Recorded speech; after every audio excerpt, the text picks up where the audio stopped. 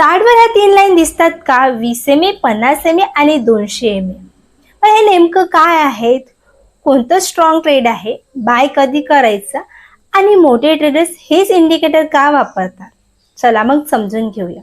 नमस्कार, स्वागत आहे आपलं मनी टॉक मराठी यूट्यूब चॅनलवर. आज आपण मूव्हिंग ॲव्हरेज बद्दल सोपा भाषेत समजून घेऊया. मूव्हिंग ॲव्हरेज म्हणजे काय? तर मूव्हिंग ॲव्हरेज म्हणजे एखाद्या स्टॉकचा ॲव्हरेज.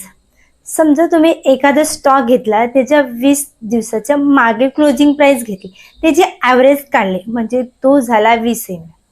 20 एमए म्हणजे 20 दिवसाचा ॲव्हरेज, 50 एमए म्हणजे 50 दिवसाचा ॲव्हरेज आणि 200 एमए म्हणजे 200 दिवसाचा ॲव्हरेज.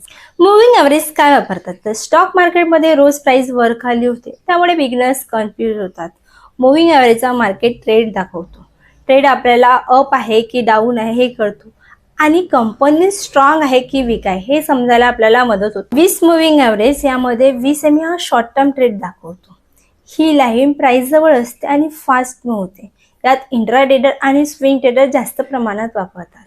समजा जर स्टॉकची प्राइस 20 एमएच्या वर असेल तर शॉर्ट टर्म ट्रेड आपल्याला बुलिश दाखवतो आणि जर 20 एमएच्या खाली असल्या तर ते बिअरिश ट्रेड समजलं. 50 मूव्हिंग ॲव्हरेज यामध्ये 50 एमए हा मीडियम टर्म ट्रेड दाखवतो. हा 20 एमए पेक्षा स्लो असतो पण स्ट्रॉंग सिग्नल देतो.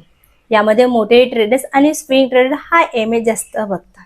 म्हणजेच बघा रूल आहे, जसा 50 एमएच्या वर असेल तर स्ट्रॉंग प्राइस समजला जातो आणि 50 एमएच्या खाली असल्या तर वीक समजला जातो. 200 मूव्हिंग ॲव्हरेज यामध्ये 200 एमए हा लॉंग टर्म ट्रेड दाखवतो. हा खूप महत्त्वाचा आहे.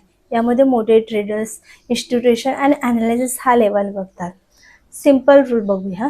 जर 200 एमएच्या वर जर स्टॉक असला तर स्ट्रॉंग सिग्नल समजतात आणि जर स्टॉक 200 एमएच्या खाली असलं तर वीक सिग्नल समजतात. गोल्डन क्रॉस आणि डेड क्रॉस हे शेअर मार्केटमधले 2 फेमस सिग्नल्स आहेत.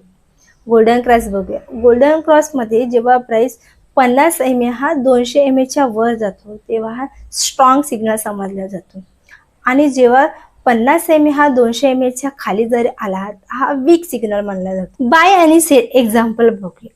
समजा एखाद्या स्टॉकची प्राइस 20 एमए, 50 एमए आणि 200 एमएच्या वर असलं तर हा स्ट्रॉंग ट्रेड अपटेन समजायचं आणि जर 20 एमए, 50 एमए आणि 200 एमएच्या खाली जरी असला तर हा वीक ट्रेड समजला जातो. महत्त्वाच्या टिप्स: फक्त मूव्हिंग ॲव्हरेजवर ट्रेड करू नका, त्याबरोबर व्हॉल्यूम बघा, support and resistance, price action बघा. हे सगळं बघून चेक करून तुम्ही ट्रेड करा, कारण की मार्केट एकाच ट्रेडवर 100% चालत नाही.